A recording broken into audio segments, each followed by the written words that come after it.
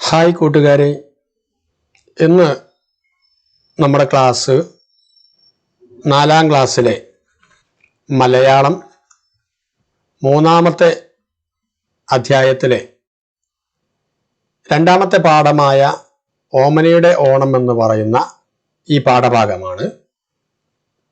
കഴിഞ്ഞ പാഠത്തിൽ നമ്മൾ പത്തായത്തെക്കുറിച്ച് പഠിച്ചു. ഇന്ന് ഓമനയുടെ ഓണത്തെക്കുറിച്ചാണ് നമ്മൾ പറയുന്നത്. ഓണക്കാലം എന്ന് പറയുന്നത് നമുക്കെല്ലാവർക്കും സന്തോഷമുണ്ടാക്കുന്ന ഒരു കാലമാണ്. ഓണക്കാലമാകുമ്പോൾ കുട്ടികളുടെ മനസ്സിലുണ്ടാകുന്ന പ്രതീക്ഷകളും ആഗ്രഹങ്ങളുമൊക്കെ പറയുന്ന കവിതയാണ് ഏറ്റുമാനൂർ സോമനാഥൻ എഴുതിയ ഓമനയുടെ ഓണം എന്ന് പറയുന്ന ഈ കവിത. മഞ്ഞക്കോടിയുമായന്നച്ഛൻ പൊന്നോണത്തിനു വരുമല്ലോ, കരിമുകിൽ മൂടിയ വെണ്ണിൽ വെളിച്ചം കാവടി തുള്ളിയണഞ്ഞല്ലോ എന്ന് തുടങ്ങുന്ന കവിത നല്ല രസകരമാണ്.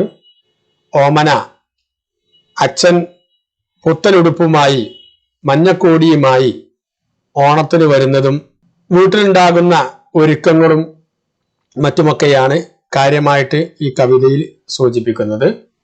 ഈ കവിത നിങ്ങൾ നന്നായി ചൊല്ലി പഠിക്കണം, കാണാതെ പഠിക്കാൻ വേണ്ടി ശ്രമിക്കണം. നമ്മൾ ഇതിൽ പറയുന്നത് ഇതിലെ ടെക്സ്റ്റ് ബുക്ക് പ്രവർത്തനങ്ങളെ കുറിച്ചാണ്. ഇതിലെ ടെക്സ്റ്റ് ബുക്ക് പ്രവർത്തനത്തിൽ 1ാമത്തെ പ്രവർത്തനം കണ്ടെത്താം എന്ന് പറയുന്ന ഈ പ്രവർത്തനമാണ്. കണ്ടെത്താം. 3 ചോദ്യങ്ങളാണ് ഇതിൽ കൊടുത്തിരിക്കുന്നത്. 1ാമത്തെ ചോദ്യം, ഓണം വന്നാൽ എന്തൊക്കെ ചെയ്യുവാനാണ് ഓമന ഉദ്ദേശിക്കുന്നത്? ഓണം വന്നാൽ എന്തൊക്കെ ചെയ്യുവാനാണ് ഓമന ഉദ്ദേശിക്കുന്നത്? കവിതയിൽ അത് പറഞ്ഞിട്ടുണ്ട്.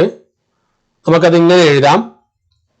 ഓണക്കാലം എത്തുമ്പോൾ മുറ്റം ചെത്തി വൃത്തിയാക്കണം, മുറ്റത്ത് ചാണകമെഴുകി പൂക്കളമൊരുക്കണം, പൂക്കളത്തിന് നടുവിലായി ഓണത്തപ്പനെ ഇരുത്തണം എന്നീ കാര്യങ്ങൾ ചെയ്യാനാണ് ഓമന ഉദ്ദേശിക്കുന്നത്. ഇത് കവിതയിൽ പറഞ്ഞിട്ടുണ്ട്. 2ാമത്തെ ചോദ്യം, ഓണക്കോടിയുടുത്താൽ താൻ എത്രത്തോളം ഭംഗിയുള്ളവളാകുമെന്നാണ് ഓമന കരുതുന്നത്? ഓണക്കോടിയുടുത്താൽ താൻ എത്രത്തോളം ഭംഗിയുള്ളവളാകുമെന്നാണ് ഓമന കരുതുന്നത്. മഞ്ഞ നിറത്തിലുള്ള ഓണക്കോടിയുടുത്താൽ, അച്ഛൻ കൊണ്ടുവരുന്ന മഞ്ഞ നിറത്തിലുള്ള ഓണക്കോടിയുടുത്താൽ തനിക്ക് തങ്കച്ചിറക് വിരുത്തി വരുന്ന ചെറുതുമ്പിയേക്കാളും ഭംഗി ഉണ്ടാകുമെന്നാണ് ഓമന കരുതുന്നത്. തങ്കച്ചിറക് വരുത്തി വരുന്ന ചെറുതുമ്പിയേക്കാളും ഭംഗി ഉണ്ടാകുമെന്ന് ഓമന കരുതുന്നു. 3ാമത്തെ ചോദ്യം, അച്ഛനും മാമനും ഓമനയോടുള്ള സ്നേഹം എങ്ങനെയെല്ലാമാണ് പ്രകടിപ്പിക്കുന്നത്? അച്ഛനും മാമനും ഓമനയോടുള്ള സ്നേഹം എങ്ങനെയെല്ലാമാണ് പ്രകടിപ്പിക്കുന്നത്? അതും കവിതയിൽ പറഞ്ഞിട്ടുണ്ട്. കവിത നിങ്ങൾ വായിച്ചു നോക്കുക. ആ ഭാഗത്ത് പറഞ്ഞത് നമുക്ക് ഇങ്ങനെ എഴുതാം. ഓമനയെ മടിയിലിരുത്തി അവളുടെ കുഞ്ഞിക്കൈകളിൽ അച്ഛൻ ചോറുരുള വെച്ചു കൊടുക്കും. കിളിമാവിൻ കൊമ്പിൽ ഓമനക്ക് പ്രിയപ്പെട്ട ഊഞ്ഞാൽ മാമൻ കെട്ടിക്കൊടുക്കുകയും ചെയ്യും. ഇങ്ങനെയാണ് അച്ഛനും മാമനും ഓമനയോടുള്ള സ്നേഹം കാണിക്കുമെന്ന് കവിതയിൽ പറയുന്നത്. അടുത്തത് പറയാം എഴുതാം എന്നുള്ള ഈ പ്രവർത്തനമാണ്. അത് വായിച്ചു നോക്കുക. ഓണസദ്യ ദോർക്കുന്നേരം നാവിൽ കൊതിയുടെ പെരുവെള്ളം. ഓണസദ്യ ദോർക്കുന്നേരം നാവിൽ കൊതിയുടെ പെരുവെള്ളം. നാവിൽ കൊതിയുടെ പെരുവെള്ളം ഉണ്ടാക്കുന്ന ഓണ വിഭവങ്ങൾ എന്തൊക്കെയാവാം? ഇതാണ് ചോദ്യം. നാവിൽ കൊതിയുടെ പെരുവെള്ളം ഉണ്ടാക്കുന്ന ഓണ വിഭവങ്ങൾ എന്തൊക്കെയാവാം? ഓണ സദ്യ എന്ന് പറയുമ്പോൾ തന്നെ നമ്മുടെ മനസ്സിൽ, നമ്മുടെ നാവില് വെള്ളം മൂറും. ഓണസദ്യ കഴിക്കാത്ത കൂട്ടുകാരുണ്ടാവുകയില്ല. ഓണക്കാലം നമുക്ക് സന്തോഷം നൽകുന്നത് പോലെ തന്നെ ഓണസദ്യയും നമുക്ക് സന്തോഷവും ഇഷ്ടവുമൊക്കെ ഉള്ള കാര്യമാണ്. ഈ പെരുവെള്ളം വരുത്തുന്ന ഓണസദ്യ ഈ ചിത്രത്തിൽ തന്നെ ഇവിടെ കൊടുത്തിട്ടുണ്ട്. നമുക്ക് എന്തൊക്കെയാണ് ഈ ഓണ വിഭവങ്ങളിൽ ഉണ്ടാവുക, ഓണസദ്യ വിഭവത്തിൽ ഉണ്ടാവുക എന്ന് നോക്കാം.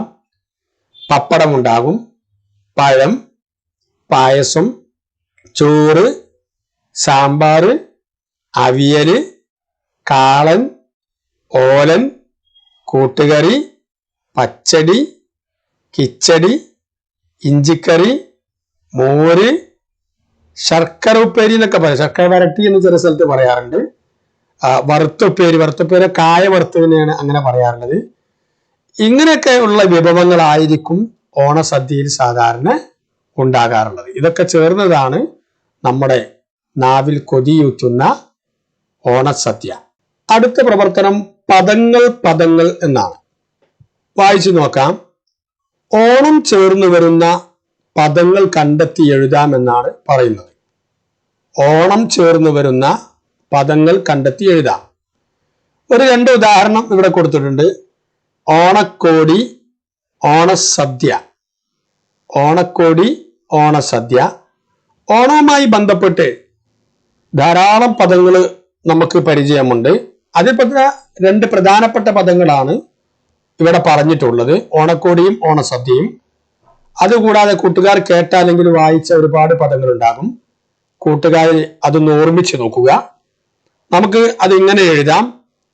ഓണപ്പാട്ട്, ഓണക്കാലം, ഓണത്തുമ്പി, ഓണപ്പൂവ്, ഓണസമ്മാനം, ഓണപ്പുലരി, ഓണനിലാവ്, ഓണത്തപ്പൻ, ഓണത്തല്ല്. മുമ്പ് കാലത്തുണ്ടായിരുന്ന ഒരു കളിരീതിയാണ് ഓണത്തല്ല്.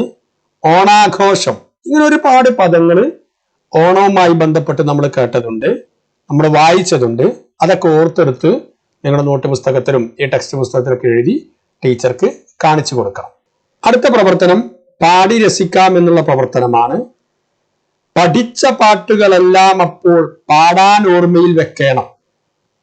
ഏതൊക്കെ ഓണപ്പാട്ടുകൾ നിങ്ങളുടെ ഓർമ്മയിലുണ്ട്? കൂടുതൽ പാട്ടുകൾ ശേഖരിക്കാം, എൻ്റെ കവിതാ പുസ്തകത്തിൽ ചേർക്കാമെന്നാണ് ഇവിടെ പറഞ്ഞിട്ടുള്ളത്.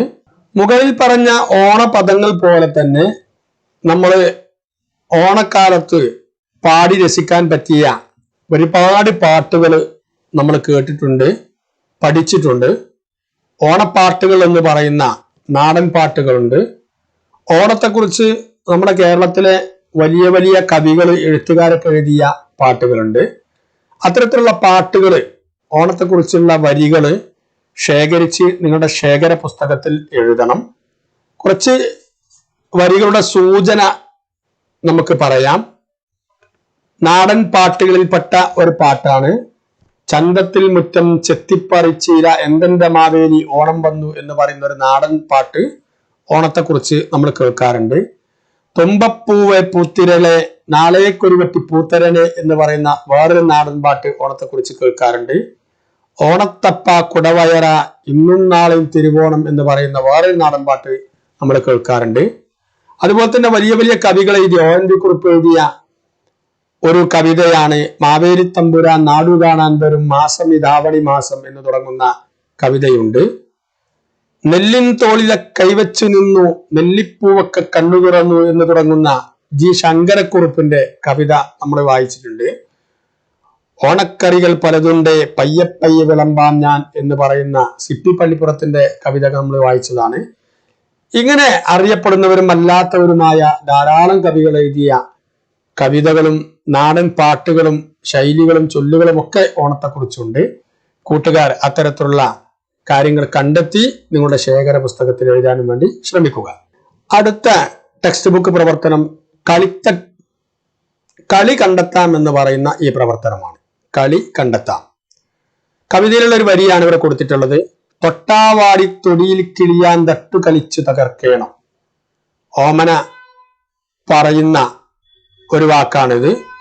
കിളിത്തട്ട് പഴയൊരു കളിയാണ്. ഇതുപോലുള്ള മറ്റേതെല്ലാം നാടൻ കളികൾ നിങ്ങൾക്കറിയാം, എഴുതി നോക്കൂ എന്നാണ് പറയുന്നത്. ഓണക്കാലത്ത് ഒഴിവ് സമയമാണ്, നമ്മൾ ധാരാളം കളികൾ കളിക്കാറുണ്ട്. ആ ഓണക്കാലത്ത് കളിക്കുന്ന അല്ലെങ്കിൽ നാട്ടിൽ സാധാരണ കളിക്കുന്ന നാടൻ കളികളെ കുറിച്ച് പറയാനാണ് പറയുന്നത്. അതിലൊരു കളിയാണ് കിളിത്തട്ട് കളി എന്ന് പറയുന്ന കളി. ഇനിയും കൂട്ടുകാർക്ക് അറിയാവുന്ന ധാരാളം കളികളുണ്ട്.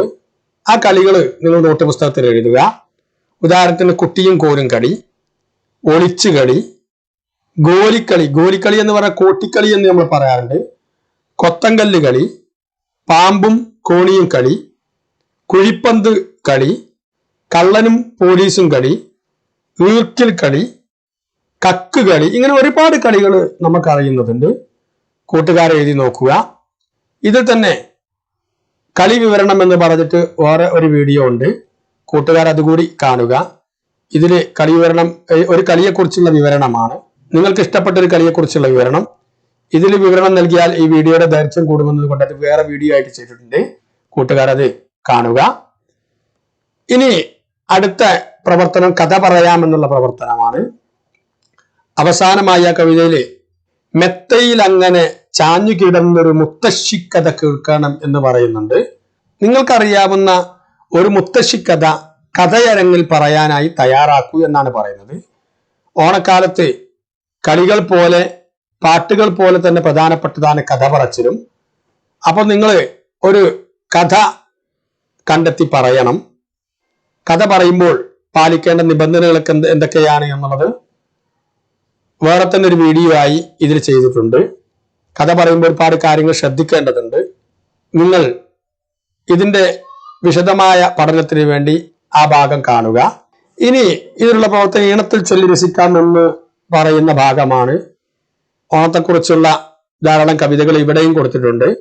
ഓരോരോ രാവും എന്ന് പറയുന്ന ഇടപ്പള്ളി രാഘവൻ പിള്ളയുടെ കവിതയും ചിന്നും വെൺപകിൽ കേസരം പോലെ ജി ശങ്കരക്കുറുപ്പിന്റെ കവിതയാണ്. കുഞ്ഞിരാമൻ നായർ എഴുതിയ പൊന്നിൻ കതിർക്കുല ഏന്തി മെല്ലെ എന്ന് പറയുന്ന പ്രസിദ്ധമായ ഒരു കവിത ഇവിടെ കൊടുത്തിട്ടുണ്ട്. സുഗതകുമാരിയുടെ ഞങ്ങൾ മറന്നുപോയി പാടുവാൻ തേനൂറു മന്നത്തെ ഓണ പുലർപ്പാട്ടുകൾ എന്ന് തുടങ്ങുന്ന കവിത കൊടുത്തിട്ടുണ്ട്. ഇതൊക്കെ കൂട്ടുകാരെ കൂട്ടമായി ചൊല്ലി പഠിക്കാൻ വേണ്ടി ശ്രമിക്കുക. ഇനി അവസാനമായി ഇതിൽ പറയുന്നത് പതിപ്പ് തയ്യാറാക്കാമെന്നാണ്. ഓണപ്പതിപ്പ് നിർമ്മിച്ചാലോ, എന്തൊക്കെ ഉൾപ്പെടുത്താം? ഓണച്ചൊല്ലുകളും കവിതകളും കഥകളും കളികളും ഐതിഹ്യങ്ങളും ചിത്രങ്ങളും അതിന്റെ വിശദീകരണങ്ങൾക്ക് ഉൾപ്പെടുത്തിക്കൊണ്ട് കൂട്ടുകാരുമായി ഒത്തുചേർന്ന് ക്ലാസ്സിൽ പ്രദർശിപ്പിക്കുന്നതിന് വേണ്ടിയുള്ള ഒരു ഓണപ്പതിപ്പ് നിങ്ങൾ തയ്യാറാക്കുക. ഈ വിശദാംശങ്ങൾക്ക് ഉൾപ്പെടുത്തിക്കൊണ്ട് തന്നെ കഴിഞ്ഞ ക്ലാസ്സുകളിലും നമ്മൾ പതിപ്പുകൾ തയ്യാറാക്കിയതാണ്. കൂട്ടുകാർ ഇത്തരത്തിലുള്ള പതിപ്പുകൾ തയ്യാറാക്കി ക്ലാസ് ടീച്ചർക്ക് സമർപ്പിക്കുക. ഇപ്പോൾ നമ്മൾ വളരെ ചുരുക്കിയിട്ട് ടെക്സ്റ്റ് ബുക്ക് പ്രവർത്തനങ്ങളാണ് ഓമനയുടെ ഓണം എന്ന് പറയുന്ന ഈ പാഠത്തിലെ പ്രവർത്തനങ്ങളാണ് നമ്മൾ ചെയ്തത്. ഇതിന് പുറമെ 2 വീഡിയോകൾ ചെയ്തിട്ടുണ്ട്. കഥ പറയുന്ന വീഡിയോയും അതുപോലെ തന്നെ കളി വിവരണവും. കൂട്ടുകാരത് കൂടി ശ്രദ്ധിക്കുക. അതുപോലെ തന്നെ ഈ കവിത എഴുതിയ കവിയെക്കുറിച്ചുള്ള ജീവചരിത്ര കുറിപ്പും ഇതിൽ വേറെ തന്നെ കൊടുത്തിട്ടുണ്ട്. കൂട്ടുകാരെ അതൊക്കെ തുടർ പഠനത്തിന് വേണ്ടി കാണുക. നിങ്ങൾക്ക് ഈ പാഠഭാഗം ഉപകാരപ്പെട്ടുവെങ്കിൽ നിങ്ങൾ ഈ വീഡിയോ സബ്സ്ക്രൈബ് ചെയ്യുക. നിങ്ങൾ ഈ ചാനൽ നിങ്ങളുടെ കൂട്ടുകാർക്കായി ഷെയർ ചെയ്ത് നൽകുകയും ചെയ്യുക. മറ്റ് ഉപകാരപ്രദമായ വീഡിയോകളുമായി നമുക്ക് വീണ്ടും കാണാം. അതുവരെ നന്ദി.